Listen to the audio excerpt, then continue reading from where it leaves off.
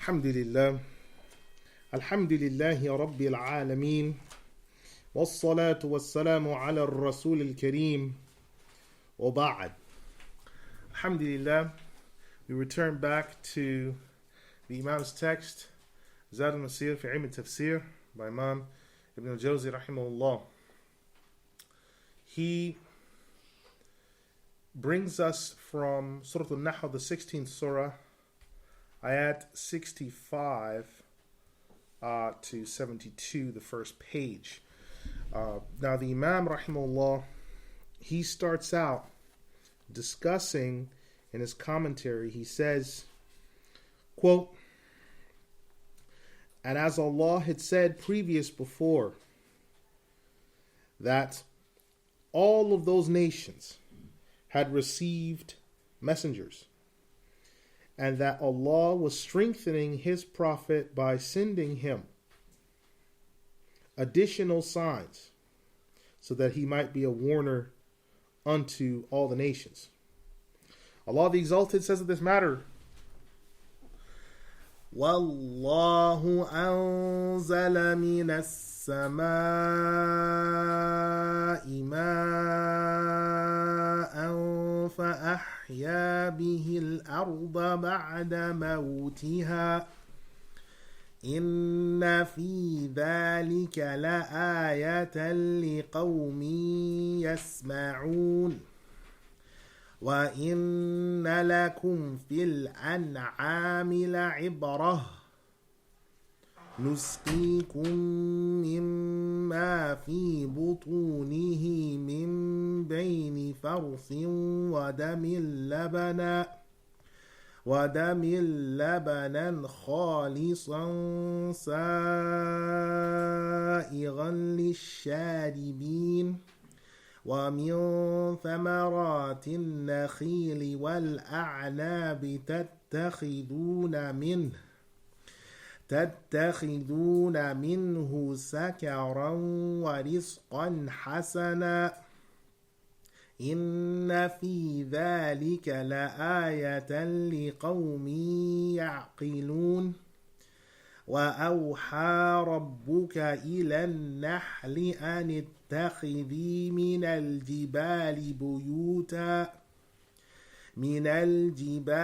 بيوتا ومن الشجر ومما يعرشون ثم كلي من كل الثمرات فاسلكي سبل ربك ذللا يخرج من بطونها شراب مختلف ألوانه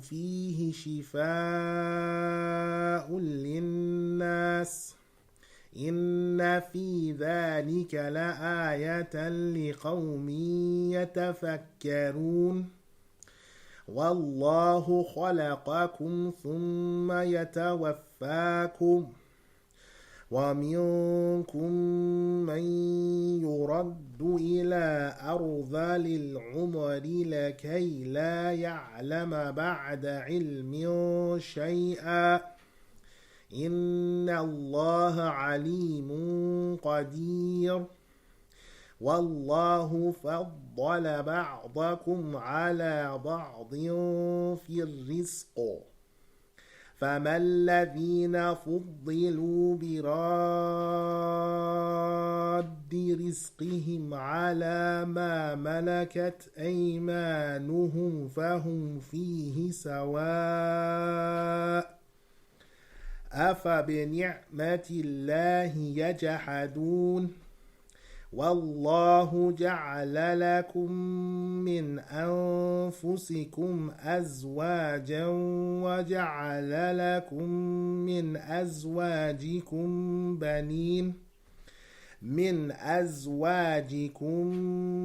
بنين وحفدة ورزقكم من الطيبات أفبالباطل يؤمنون وبنعمة الله هم يكفرون.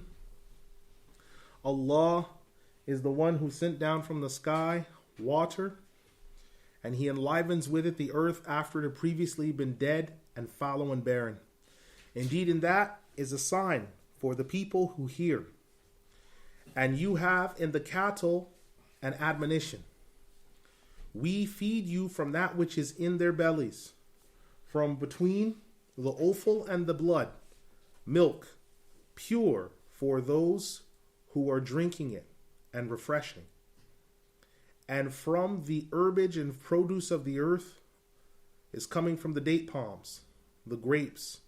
You take from it intoxicant as well as good sustenance.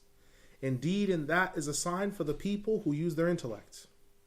Your Lord has revealed to the bees that they should take from the mountains homes, and from the trees, as well as from that which is leaned on. So eat from all of the fruit and herbage, and move about in the pathways of your Lord in humility. There comes from their bellies a drink of varying colors, and in it is a cure for people. Indeed, in that is a sign for the people who reflect. Allah created you, then He caused you to die. From among you is those who in old age He returns them to doting old age, so that they don't know anything after previously they'd known something. Indeed, Allah is all-knowing, all-powerful. Allah prefers some of you over others in sustenance.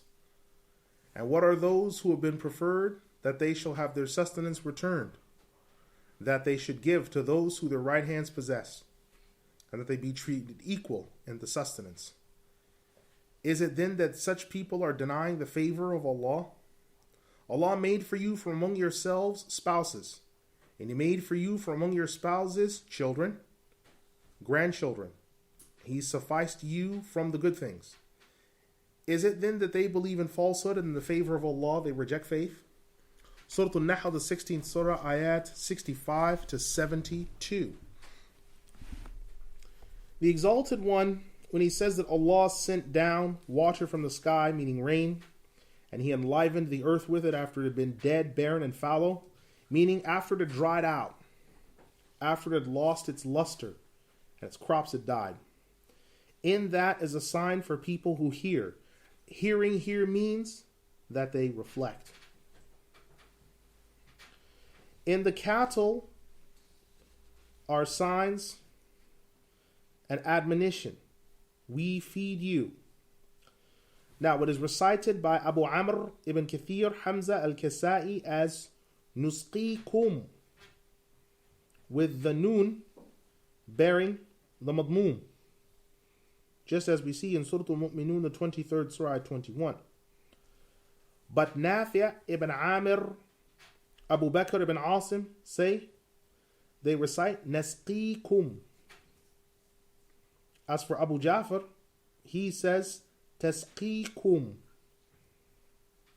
And this is mentioned in other ayat. We've already explained what the meaning is of al-an'am, cattle. We've mentioned the meaning of the word admonition in Surah Al-Imran, the 3rd surah, 13.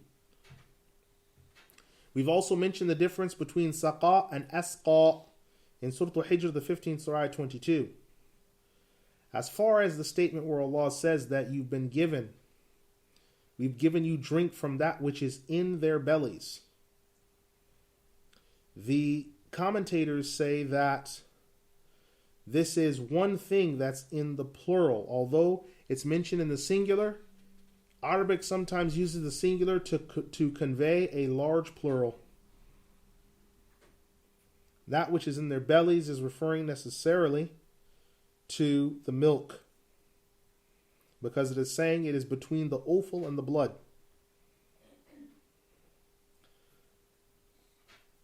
The Exalted One has said further that which you've been given sustenance from in their bellies, some of it, only some of it, is milk. Because all of the cattle don't always produce milk. That's why Allah the Exalted, if you notice with the ayah, He has said, Nusqikum mimma. We've given you drink from some of those which have that in their bellies. Meaning that it's only from some cattle, for not all cattle produce milk for suckling.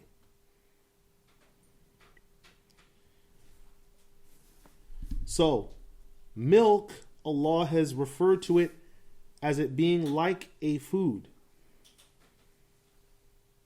And it's been kept pure in the udders or the area of location. It's been kept separate from blood. Offal has been kept in the intestines. Blood has been kept in the veins. And Allah calls it لَبَنًا خَالِصًا سَائِغًا لِلشَّارِبِينَ, pure milk, refreshing and a delight to the drinkers. Meaning easy to drink, not hard on its drinker, not overpowering. It is a cure for the self, and it becomes good for him. Now, of the different types of milk, based upon the regulation of the cow's liver or the other members of the cattle that produce milk, there are 3 types of milk.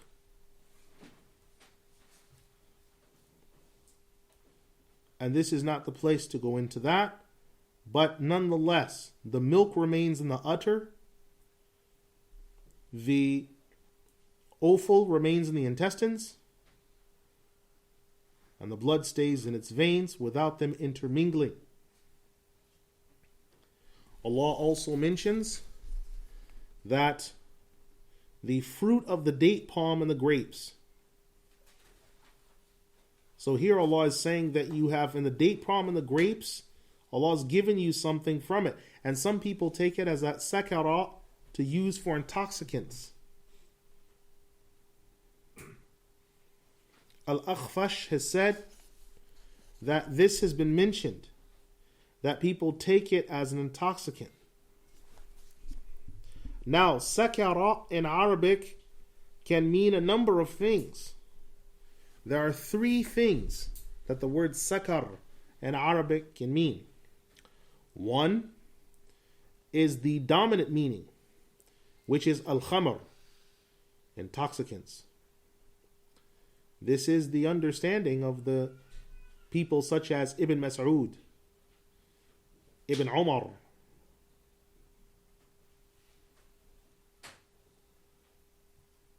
Al-Hasan al-Basri, Sa'id ibn Jubayr,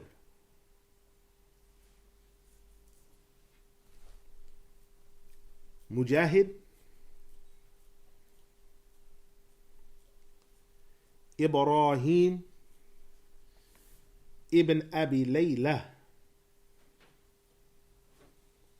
Ibrahim ibn Abi Layla,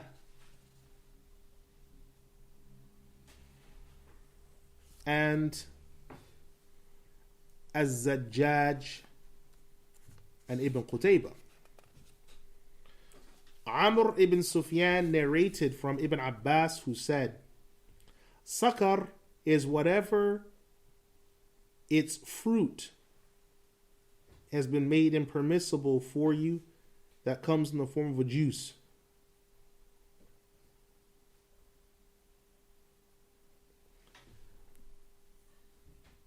Some of the commentators say that this ayah was revealed at the time when intoxicants were left open for consumption. It had not been abrogated yet by Surah Al-Ma'idah, the 5th Surah 90. This abrogation was mentioned by Sa'id ibn Jubayr, Mujahid, Al-Sha'bi, and Ibrahim al-Nakha'i. The second meaning of the word sakar is vinegar.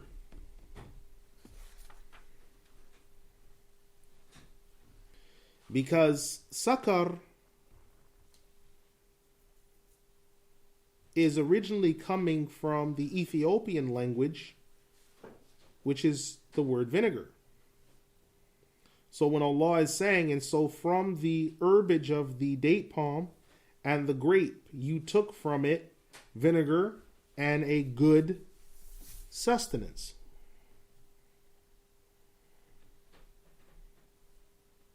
This was mentioned by Ibn Abbas and Ad-Dahhak, who also said that this is the word for vinegar in Yemen as well.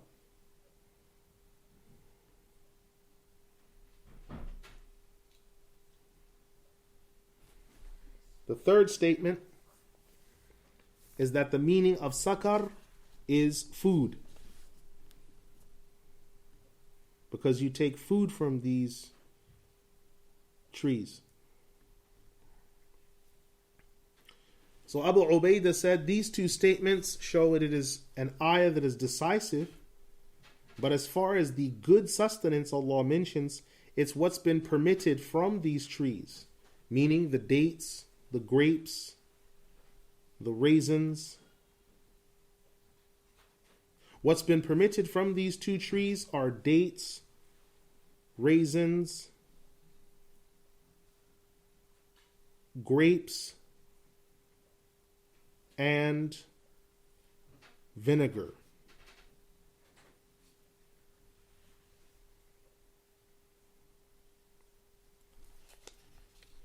The Exalted One then says, your Lord revealed to the bee. Now this revelation is of two kinds that Allah gave to the bee. One is intuitive activity, as related by Ad-Dahhak from Ibn Abbas,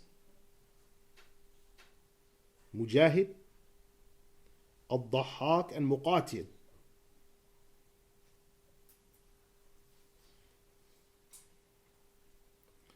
Secondly, is that the revelation came to the bee by command of Allah that was already predetermined.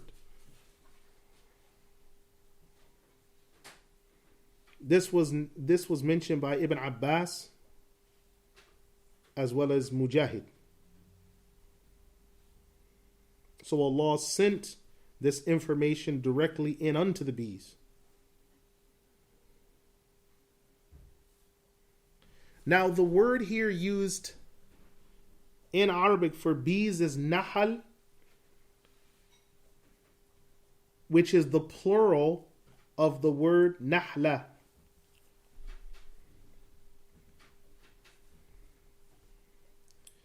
And these bees are referring to those who are able to make honey.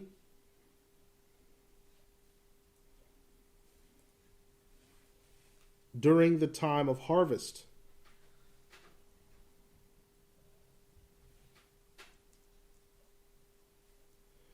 So these bees move around, aiding in pollination,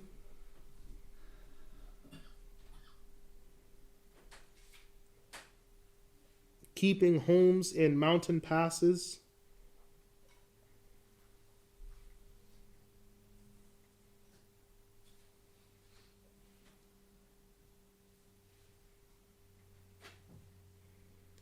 and the bees, Allah has told them to eat from all of the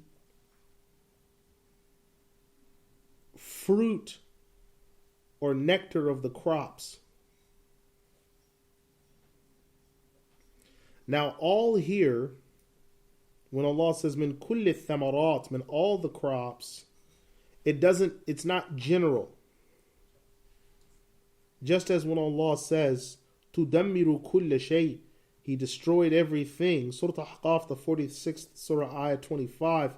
It doesn't mean that everything was destroyed, for otherwise we wouldn't be here. But what was being referred to in context.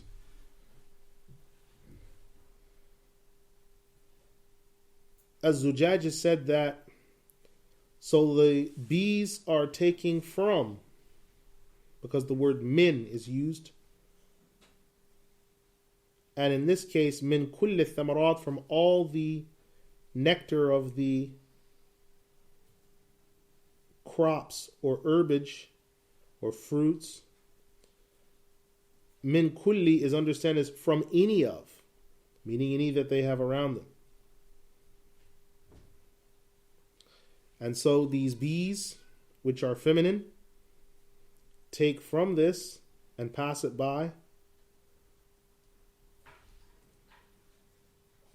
And this nectar, which its taste could not be borne by human beings, Allah transforms this and causes this to become honey.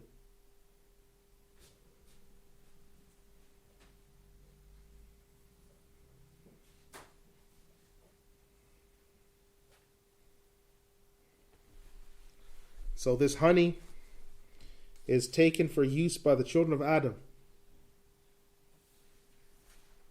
And Allah says that there comes from their bellies, and it's in the feminine tense, comes from their bellies a drink, meaning honey, of varying colors. Ibn Abbas radiallahu anhu has said, the colors of honey are red, white, and yellow.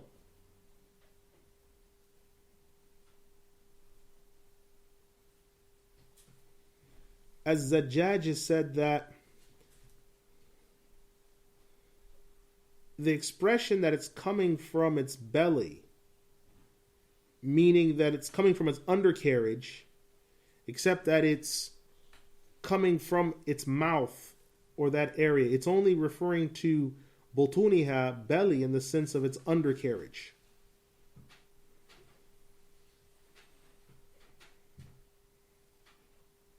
Allah then says that in it is a cure for man. Now the fihi, it, is referring to, firstly, honey, as mentioned by Ibn Abbas and Ibn Mas'ud.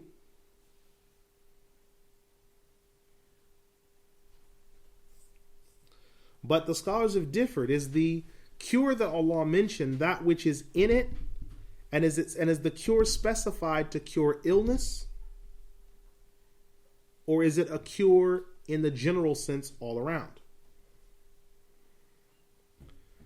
The first statement is that honey is a cure all around for every illness. As said by Ibn Mas'ud radiallahu anhu, honey is a cure for every illness.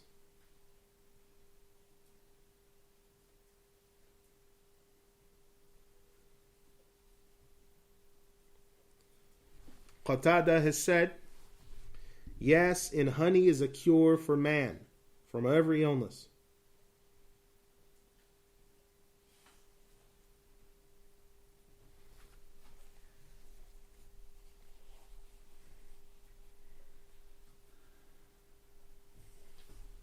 There is a hadith narrated by Abu Sa'id al-Khudri who said, a man came to the Messenger of Allah sallallahu alaihi wasallam and said, my brother has an acute stomach problem. He said, the Prophet sallallahu alaihi wasallam said in reply, give him honey. So he took the honey. But that same man returned and he said,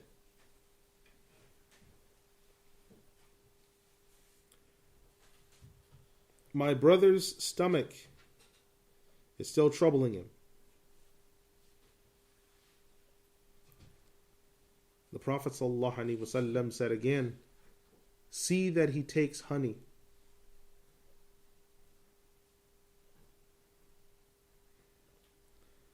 And this same dialogue carried on up until the third and fourth time. Upon the fourth time,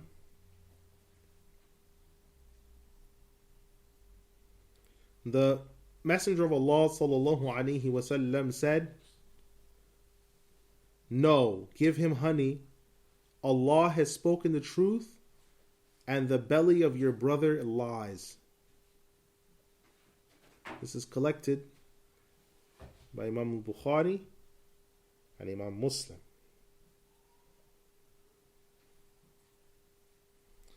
When the Prophet ﷺ said, Sadaq Allah, Allah spoke the truth, he meant this ayah.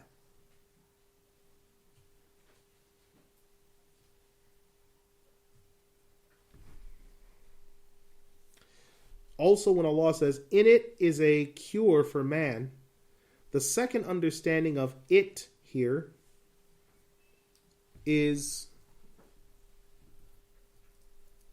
a healing for hunger.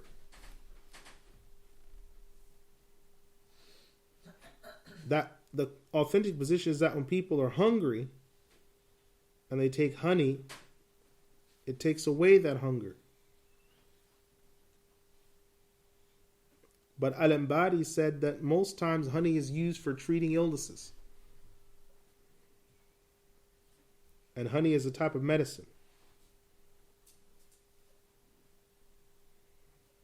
Even though there may be some people who cannot bear taking it.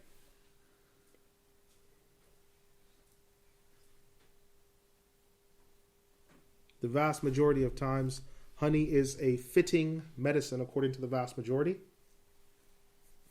Just like when the Arabs say water is the life of everything.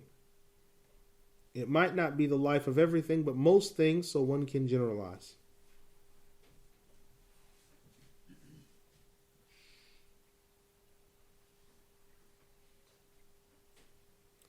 It is also a guidance. So not only honey is being referred to in this ayah, but the Quran, which mentions honey, is being referred to.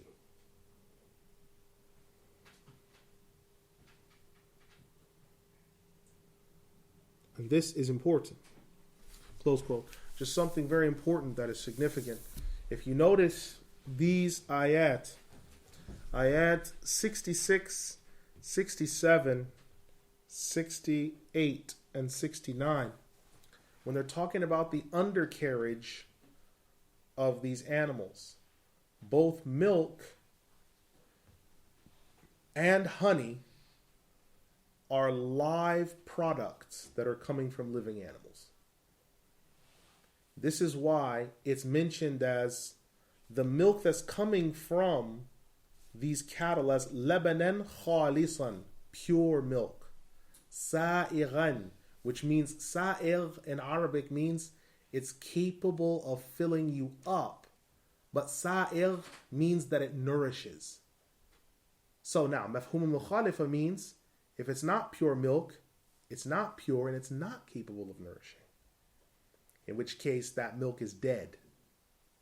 So there are people who have toxic reactions to drinking whole milk because they've been drinking milk that has been destroyed and its enzymes have been destroyed.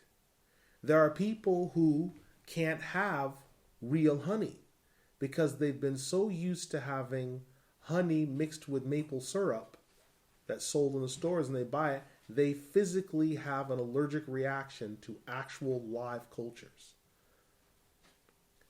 In this country, by law, because of how out of control it's gotten, when you have actual yogurt, real yogurt, by law, on the side of a container of yogurt, they have to put, quote, warning, live cultures. Why? Because you might take it and get a severe stomach ache because you've never had real milk. When you have live cultures, when they warn you live cultures are in that yogurt, that means that milk has been left as what we call Lebanon khalisan, it's living milk. It's not dead. So that means all the microbes and everything that are in that milk are still functional and active. Now that's good news if you're used to having food that's healthy and normal, but it's bad news if you're not. So there are generations of people who honey, milk, and another type of living legume, nuts. There are people who are physically allergic to nuts where their life is in danger, and that's a living food. That helps to clean and regulate your intestines. And there are people that physically cannot have it because they've been eating dead food their entire life. The milk that goes into the candy bars is dead milk. The honey that's going into a lot of the products and desserts is dead honey. So it's had its microbes destroyed. The nuts that are going into a lot of the chocolate bars, they're dead nuts, right? To where they've either been boiled or pulverized and then had it drained out of them. If you've ever read the side of a package of cooking oil or certain foods, and you've read hydrogenated soybean oil, or you've read hydrogenated oil, or you've read polysaturated fats.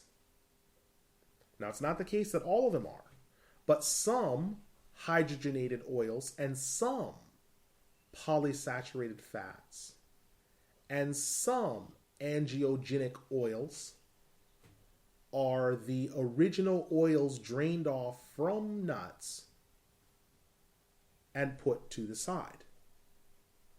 Now, what does that do? Well, the original product that the life was drained out of, what does that leave? It leaves nothing but the dead husk of it. Now, then people take that original product, that living oil, and alhamdulillah, they boil their food in it. And that's fine. Then some people take it and recycle it in containers. And then they boil the food again. When you boil the oil that second time, that oil is dead from the first boiling. And when you boil that oil the second time, it becomes carcinogenic, which means cancerous. You are putting yourself in danger. If you've ever seen where someone's done this, especially in households or places where this is common, you see people that have a lot of stomach aches. They become violently ill suddenly because they recycle oil. Oil for cooking is normally to be used only once. You do not recycle oil because oil loses its natural compounds and becomes carcinogenic the first boiling out. Why? I'll mention this is very important because we're talking about living and dead food. When you take a living, breathing thing, which is that oil, those polysaturated fats, those living things, and you boil it, whatever food you have in it, whatever food you made, whether it be vegetables or fish or anything that you made, a remnant of that remains. The oil then cools off. That oil, the living quality that gave that food life, is now gone. The rest of the garbage that was there is now what's left, and that's why you scoop the food out of that oil and you put it onto a plate. Now, when you take that oil and you boil it again, all of the offal and left behind of the food is in that original batch of oil. You then boil it again, or you heat it again and cook new food in the offal of the previous food. And you then eat that, which is carcinogenic. This is extremely dangerous, especially in communities where cancer is jumped by leaps and bounds and they cannot find out why. But that is why. So when you look at these ayat, look at what Allah does. The top ayat 65, Allah said, now look at what Allah is saying here. Allah sends down water from the sky to enliven the earth after it was dead and fallow. Then right after that, Allah goes to talking about milk. Right after that, it says, indeed you have in cattle an admonition. He feeds you from some of that which is in their bellies and from between the offal and the blood. Now what's offal? Offal's dead. Offal is the dead leftovers from what the cow has chewed that's a ruminant, or the cattle. It's dead. It's lost that quality because it's been continuously recycled over and over again. So it becomes dead. What is blood? Blood, when it starts to run out throughout and starts to circulate and have to be filtered off, it starts to die off. It's dead. Blood helps to kill the body over time and lead to macular degeneration over time. But labanan khalisan, between that is a living food. Between two dead things is something living. Sa'iran, nourishing to those who drink it. So it nourishes you. Then right after that, Allah mentions all these other things. Right, the ayah right after that, Allah mentions the things you take from the produce of the date palm, the grape, and that you take from it sakara, right? Which two groups of scholars have said that this is referring to not just intoxicants, but it's also referring to vinegar, right? Khal, right? It's referring to vinegar, right? Which people are using. Then after that, Allah says, and He revealed to, still talking about living things, He revealed to the bee that you take from the mountains, houses, and from, as well as from the trees to eat. And Allah here is using the feminine to refer to bees. Now, the interesting thing is, a lot of times in the past, we thought that the beehives have a king when they actually have a queen. That all the worker bees are males, when for the most part, those that are doing the pollinating are females. And here Allah is using the feminine tense. Right? And He says that from their bellies or their undercarriages is coming a drink of varying colors and qualities, and in it is a cure for people. So this half of this first page is just talking about how living food is a cure. Living food. And so Allah subhanahu wa ta'ala, what He's showing you by doing this is showing you these things are alive. They're living.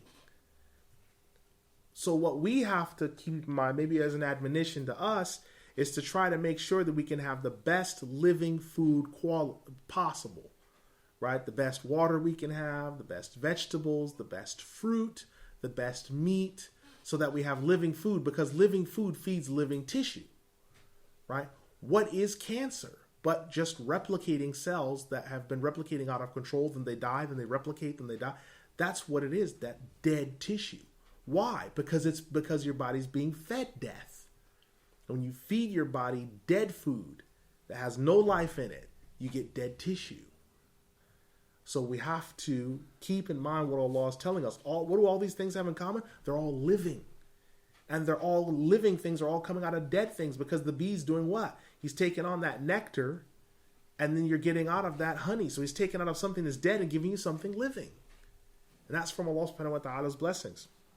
And now the Imam rahimahullah, he then says, quote,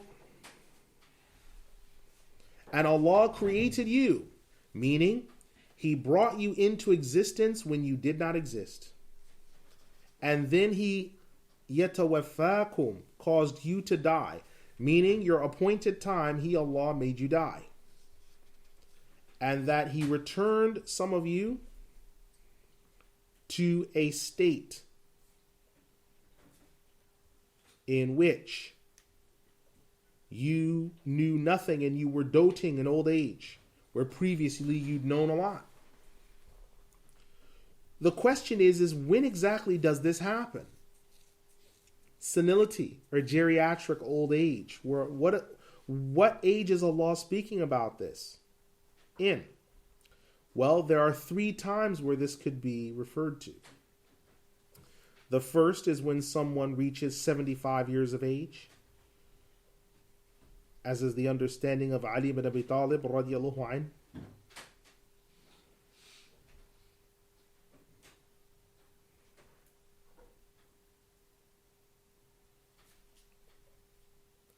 The second is 90 years of age, as is said by Qatada ibn Da'imah.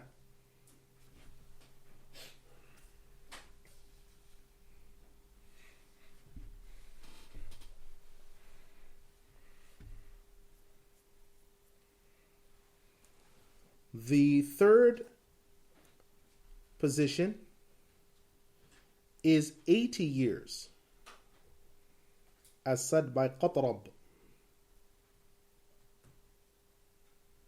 When Allah says, so that someone after having knowledge of something is left with no knowledge, meaning someone unable to use their intellect after they previously had intellect. Ibn Qutaybah said this means that someone winds up not knowing after his knowledge of affairs previously that he did know, due to the severity of his old age. As Zajjaj said, there are some among you who grow old until his intellect goes. And after he had known things, he becomes ignorant.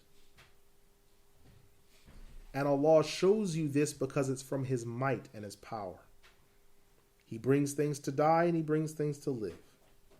He has the ability to take knowledge away and render someone ignorant, and render someone who was ignorant to have knowledge.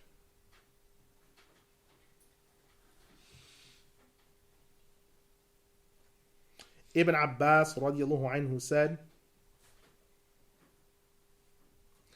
for the most part, this does not happen in the Muslims. The Muslim, for the most part, does not increase in the length of years and age except as a blessing from Allah in intellect and knowledge. Ikrimah ibn Abi Jahl, he said that whoever recites the Quran regularly is often protected from doting old age.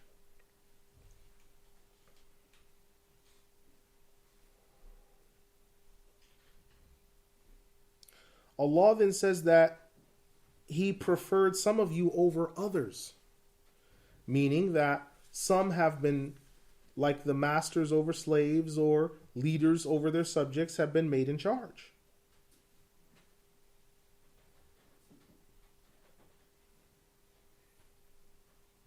So people should not be jealous when people are striving and excelling.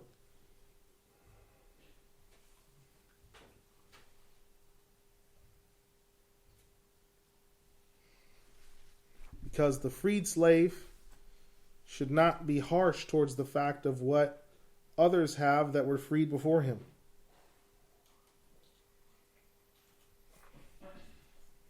So He, Allah, gives the example.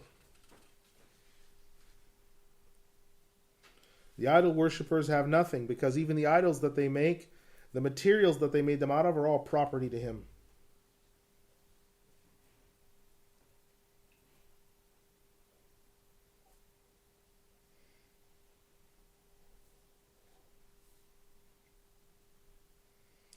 So Ibn Abbas radiallahu anhu has said of this, Allah is showing you in this ayah that their slaves do not associate with Him in their wealth, their children. So how can they associate with Allah in His governance?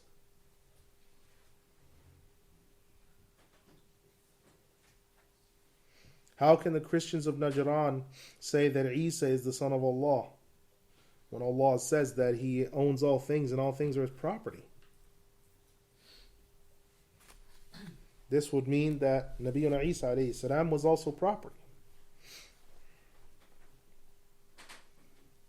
Is it in the favors of Allah that they're denying? Meaning, are they denying Allah's proof, His guidance, His virtue, and His sustenance? Allah has made for you from among yourselves spouses, azwaja, meaning those spouses are women. And when Allah says that He created from among yourselves, meaning that He created Adam, then He created his spouse from him, as said by Qatada. Secondly, it also refers to the fact that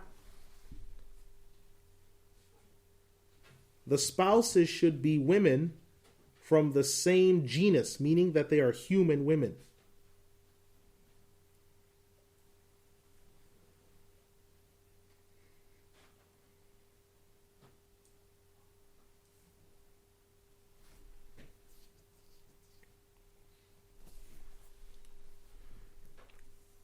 And Allah has given children and grandchildren. And this could be referring to grandchildren, whether they're by means of marriage.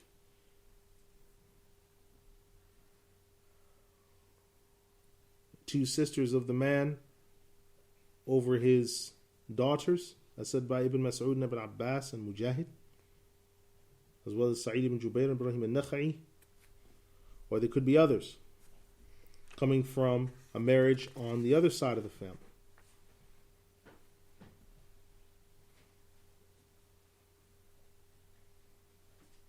But it all comes together. He, Allah, sustains you with the good things, meaning with crops, seeds, and animals. He, Allah, has given you all these things.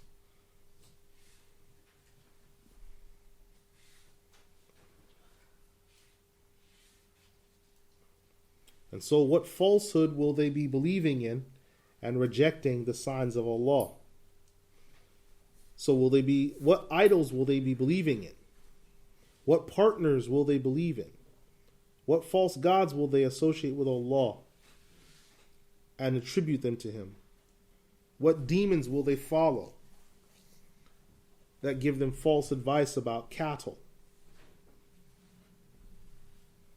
They will deny the favor of Allah, which is Allah's oneness, as well as the Quran and the Messenger sallallahu alaihi wasallam, and that which is halal. Close quote. Now there's just three things on this very quickly. Is when Allah says, and He, Allah, made for you from among yourselves spouses. The scholars of commentary say this is referring to two things. One, it's referring to the fact that human beings are not to marry from among the jinn, because it says from among yourselves, min anfusikum, from yourselves, and also human beings aren't to take in marriage or couplings, animals, or anything else. The genus, the human genus, is the only thing you're to marry from, and azwaja, meaning the spouses, which are going to be women. Now, the second thing the scholars mention is the difference of opinion. I mentioned it briefly before, but I'll mention it very quickly here.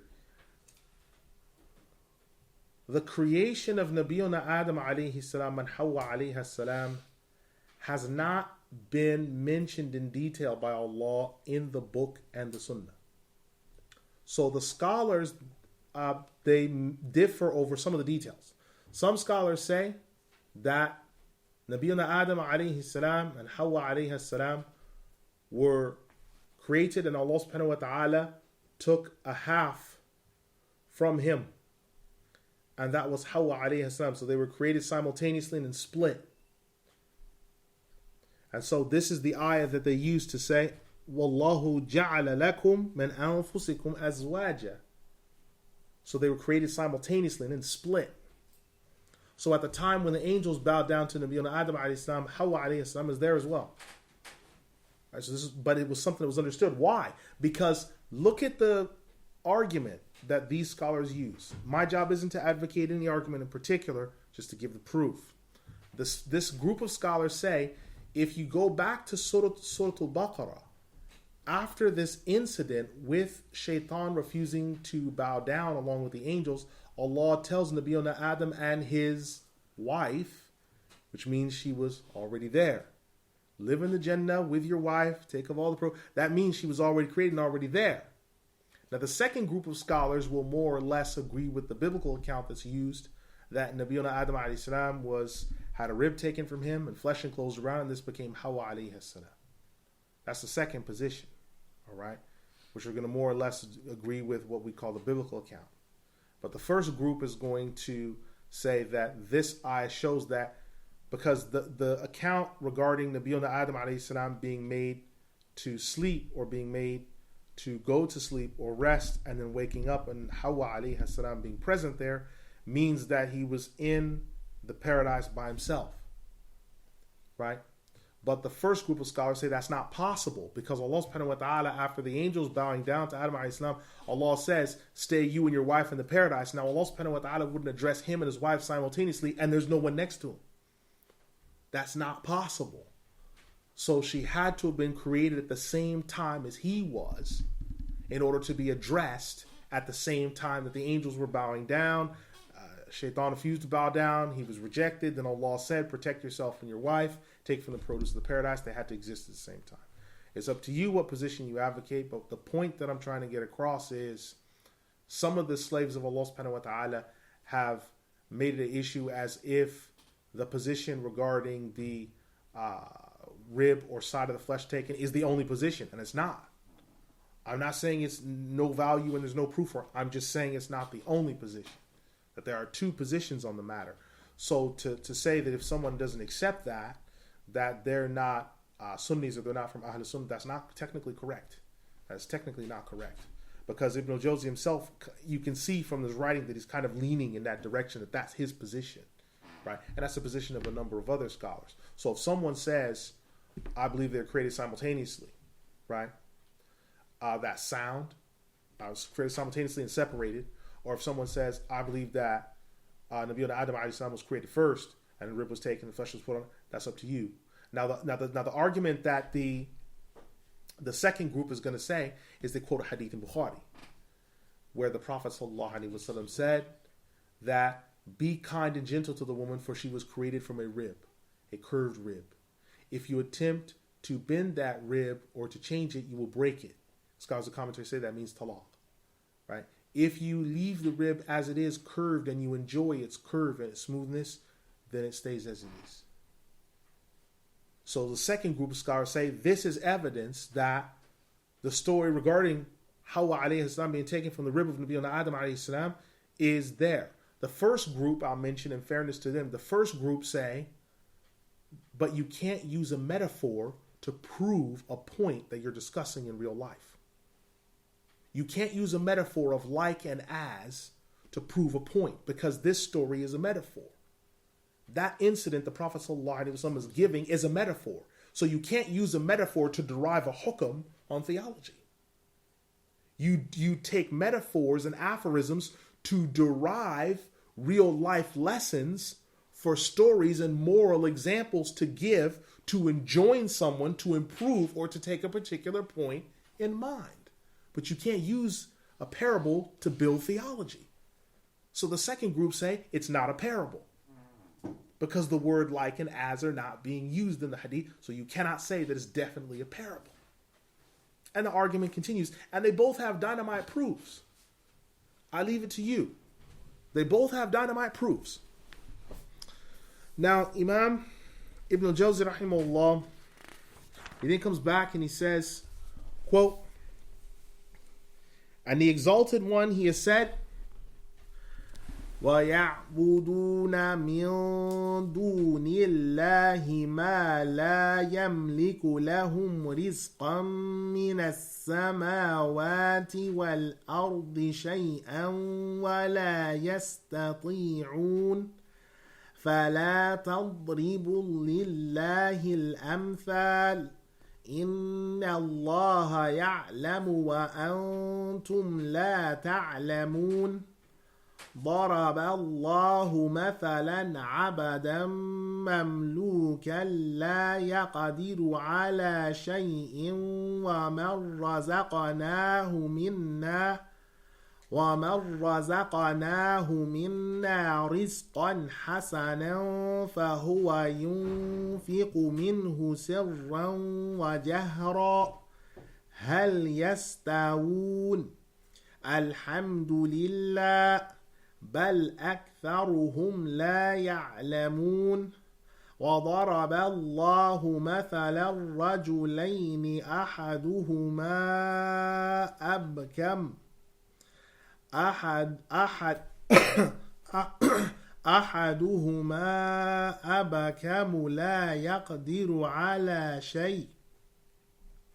لا يقدر على شيء وهو كل على مولاه أينما يوجهه لا يأتي بخير هل يستوي هو ومن وَيَأْمُرُ بِالْعَدْلِ وَهُوَ عَلَى صِرَاطٍ مُسْتَقِيمٍ وَلِلَّهِ غَيْبُ السَّمَاوَاتِ وَالْأَرْضِ وَمَا أَمْرُ السَّاعَةِ إِلَّا كَلَمْحِ الْبَصَرِ أَوْ هُوَ أَقْرَبُ إِنَّ اللَّهَ عَلَى كُلِّ شَيْءٍ قَدِيرٌ وَاللَّهُ أَخْرَجَكُم مِّن بُطُونِ أُمَّهَاتِكُمْ لَا تَعْلَمُونَ شَيْئًا وَجَعَلَ لَكُمُ السَّمْعَ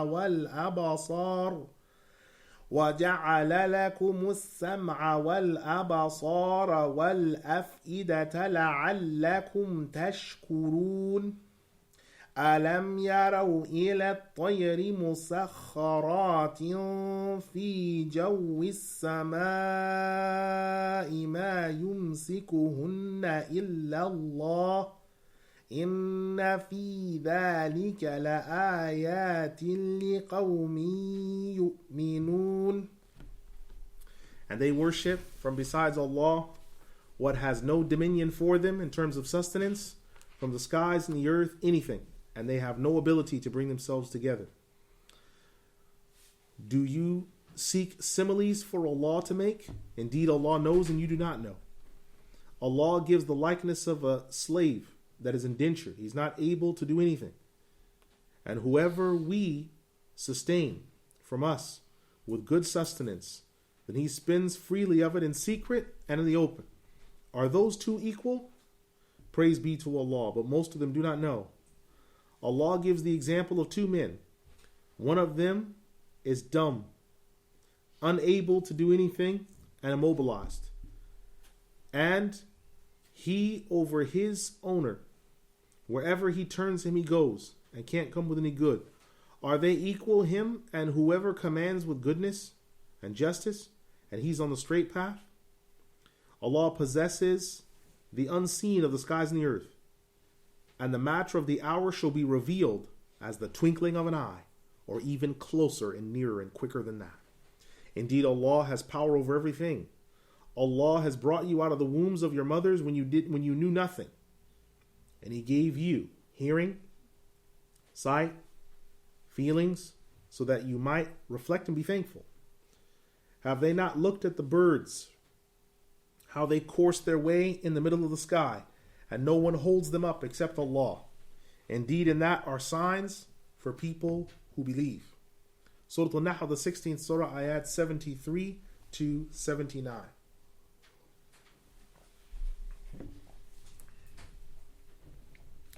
The Exalted One has said, when they worship from besides Allah what has no dominion for them in sustenance, meaning they're worshipping idols, as well as angels and every other thing, as mentioned by Muqatil and others. So they worship from besides Allah what owns no dominion from the skies, meaning it can't send down rain, and the earth, it can't germinate crops. It has no power, neither a little nor a lot, and they're not able to do anything whatsoever. So all of their gods are immobilized. So Allah says, and don't make similes for Allah, meaning do not liken Allah to His creation, for nothing resembles Allah, and He resembles none of His creation. Do not make a partner for Allah. Beware. Indeed, Allah knows, and you do not know. He, Allah, knows the best similes and metaphors, and you do not know what you are talking about. He, Allah, is saying, and He knows that there's no partner for Him, and you don't know that there's no partner for Him, for you are blinded. He knows the mistake of the likeness that you make to Him, and you don't know the truth of the matter.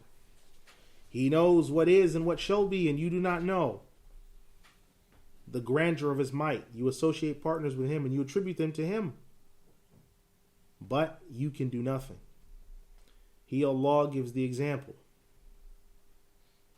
And the intent here, when Allah gives the example of a slave, that's not able to do anything, and the one who he, Allah, sustained from him with good sustenance, and he spends from it secretly and in open. Now the parable being given here, the intent of the parable is, firstly, Allah is giving the comparison between the believer and the kafir. And la yaqdiru ala shay, he's unable to do anything. This is the kafir, because there's no good in his sight. But the one who has the sustenance is the believer. So all that he does is coming from good.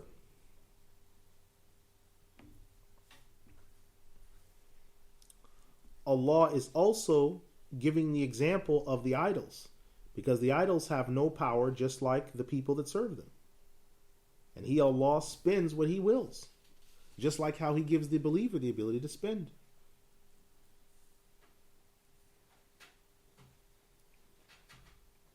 And this is the understanding of As-Sudai, Qatada ibn Abbas, Mujahid. Now this simile, this parable, and others like it were given in the time of the Messenger of Allah sallallahu alaihi wasallam, because the slave given was referring to Abu Jawar,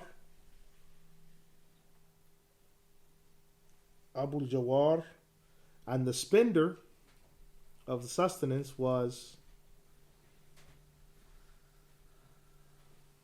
Hashim ibn Amr, as mentioned by Ikrimah from Ibn Abbas.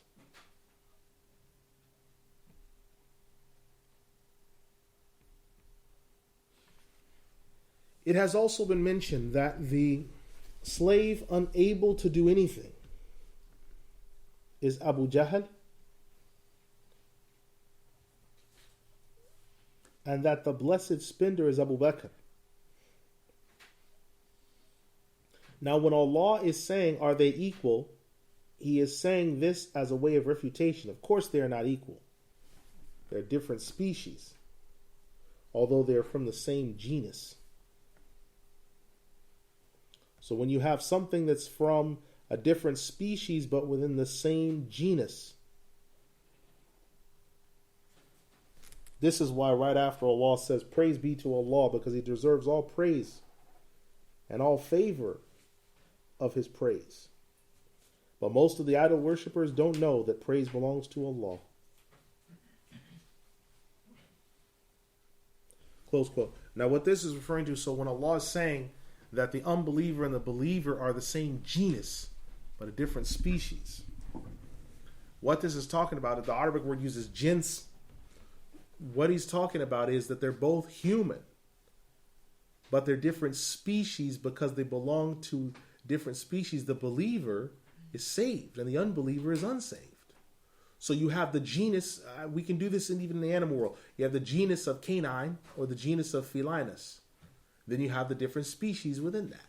So within the cat, you have felinus, the cat. Then you have the different species within the cat. You have the lion, you have the calico, the tabby, all these different ones, the Siamese, right? All these different ones, right? The dog, you have the canine, then you have the German Shepherd, you have the Doberman, you have the Collie, right? Well, among human beings, the genus is one human being, but you only have two species, the believer and the unbeliever.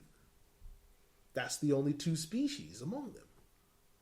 So Allah subhanahu wa ta'ala, by giving the parable of the metaphor, when Allah subhanahu wa ta'ala is giving the metaphor of the slave who can do nothing and the spender of the good sustenance, sometimes metaphors are referring to people and sometimes they're not. Because metaphors will say like and as, and parables will involve people, or aphorisms will involve people in life lessons.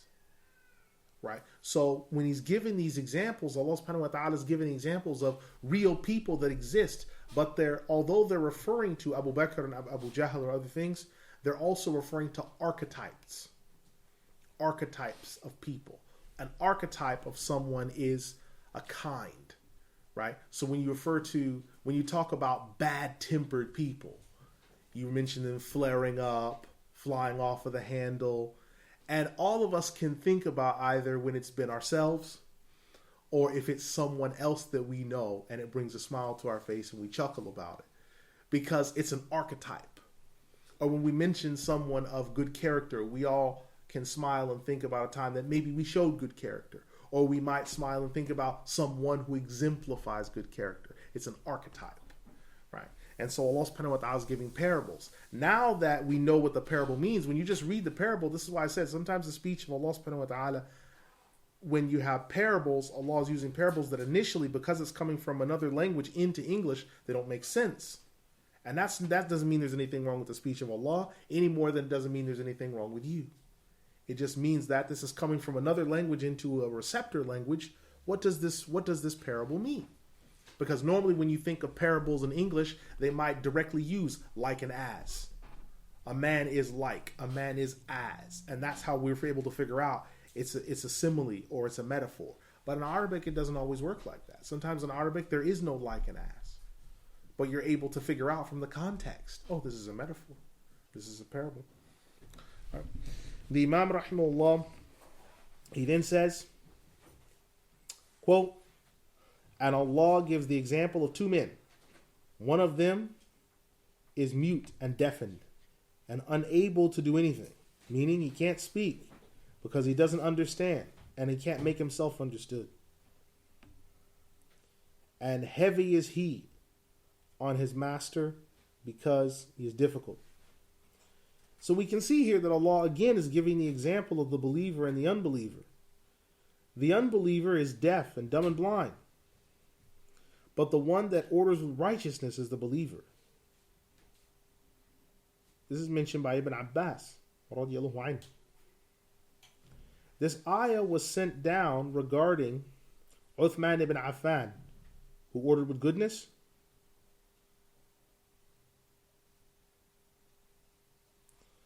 And there was a man who freed his slave that did not like Islam. And he forbade Uthman from spending in the cause of Allah by trying to stop him.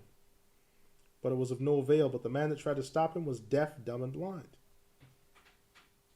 as mentioned by Ibn Abbas.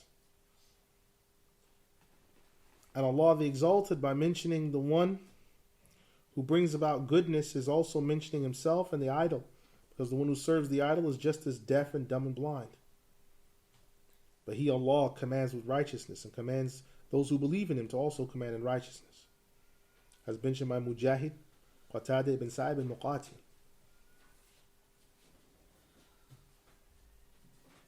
The deaf, dumb, and blind has often been made as a reference to Ubay ibn Khalaf, and the one commanding with goodness has often been Hamza.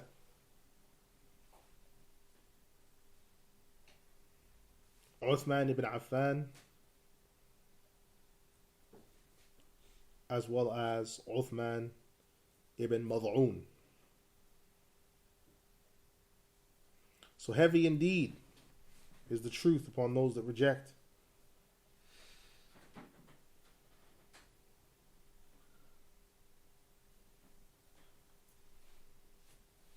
So Allah again asks, are these two people equal? The one who enjoins with goodness and the deaf, dumb, and blind. Are they equal? No, they're not equal. But Allah is asking this question as a refutation.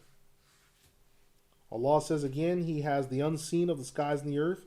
We mentioned the meaning of this in Surah Hud, the 11th Surah, ayah 123. Now this ayah was revealed because the unbelievers of Mecca asked the Messenger of Allah sallallahu alaihi wasallam, when is the hour? And this ayah was sent down. So when Allah says that He knows the unseen of the skies and the earth, it's talking specifically about the hour. And the day of judgment will not come except as the twinkling of an eye.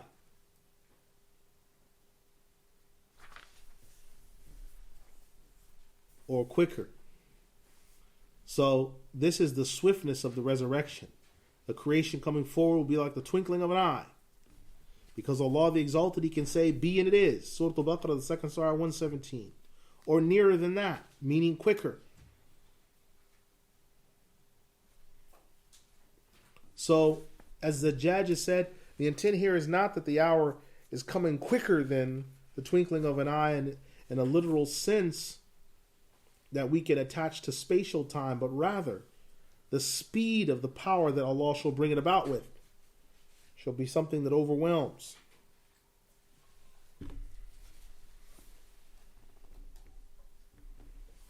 Allah then says that He brings you out of the bellies of your mothers.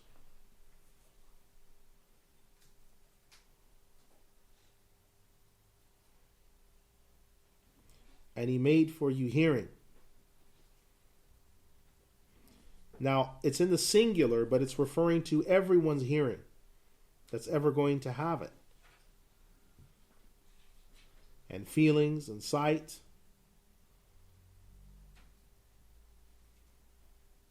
So what's being referred to is the faculty rather than each individual that will ever hear.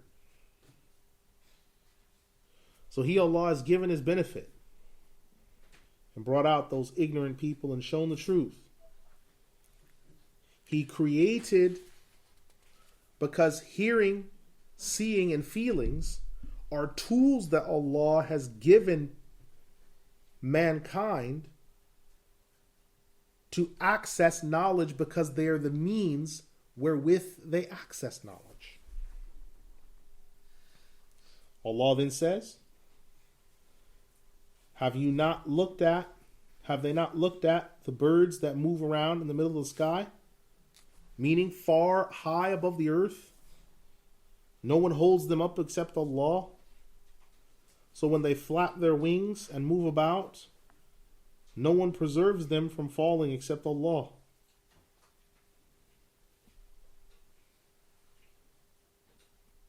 And it's also a sidelong reference to the birds that brought the baked clay and destroyed the army of Abraha, because it's the same type of birds that only serve Allah, believing La ilaha illallah, these same type of birds that brought the end. Close quote.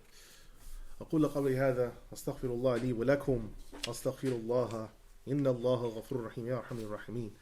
Is there a question over how far we've gotten? We have moved from ayat 65 to 79. Is there a question over what we've covered today? Yes. Honey is saying honey is a cure for everything. What if someone's been told like honey is not suited for you by someone in medical practice? Would you still recommend taking honey? Question is what if honey's mentioned as a cure for everything? What if someone within the medical practice advised someone against taking honey? Should they take this advice or not? Alhamdulillah, salatu wassalam ala rasulillah. If someone had an allergic reaction to honey, that may come about because of two reasons. One, because the honey that they're taking might be contaminated, in which case they've mixed it with wax or maple syrup or glucose. Many people have never even had real honey because they don't see the difference between actual honey and what they're having in the store, which is for the most part glucose and estrogen inhibitors. So you have men that are taking estrogen, which they shouldn't be taking, and women that are taking extra estrogen. So the men are becoming hyperfeminized and the women are becoming extra feminine. Now, in the case of someone that has been told this by their doctor, I would say to shop around and look at different types of honey, because there are different types of honey. There's congealed honey, there's liquid honey, there's honey with the honeycomb in it. There's many different types of honey. So I would maybe ask the doctor further to say, well, it might not be all honey. It might just be a particular type that I'm getting. Because certain types of honey are produced in certain seasons and certain places. So it might be that the honey of Mexico is no good for you, but the honey that comes from Barbados is fine. So you may need to look around a little bit, because honey, if you do any type of research on it, it covers a huge band. There are people that specialize in it. So it may be worth your time to look into it a bit more.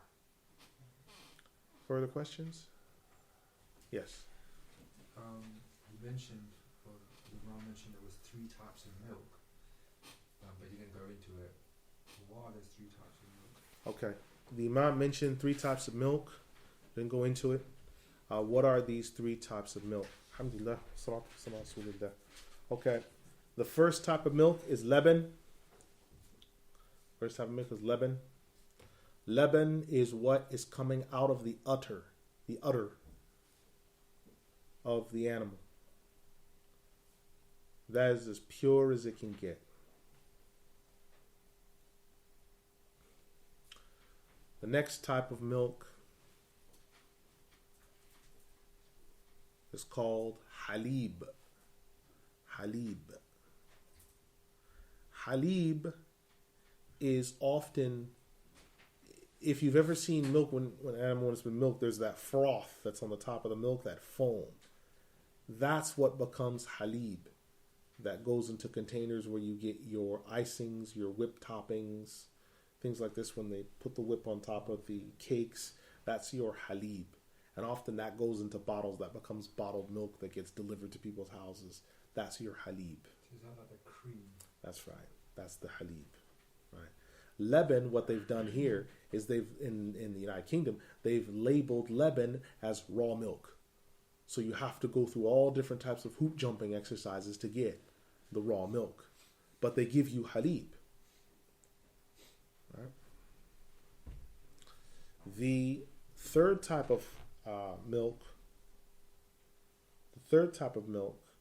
is Lebani. Lebani is the milk that often gets taken and made into yogurt. And that sometimes is the milk that rises to the top when you boil it, that cream. Sometimes they take the cream and what's at the bottom of the pan, the whey powder, and they mix that together. And you get your Lebani from that. So you have Leban, Halib, and Lebani. Does that alter in purity? They won't. None of them will be altered as long as they're not boiled or pasteurized or tampered with. They're generally going to stay the same, as long as you don't tamper with the molecular structure. I mean, you have to partially understand that some of the Food and Drug Administrations did do them because they did come in with really high-handed legislation, because there were some cases where there were people who had reactions to raw milk and they had bacterial infections. So they wanted to reduce that. But what they've done is by boiling the milk and making dead milk, the osteoporosis cases have gone up and dementia, because that's the trade-off.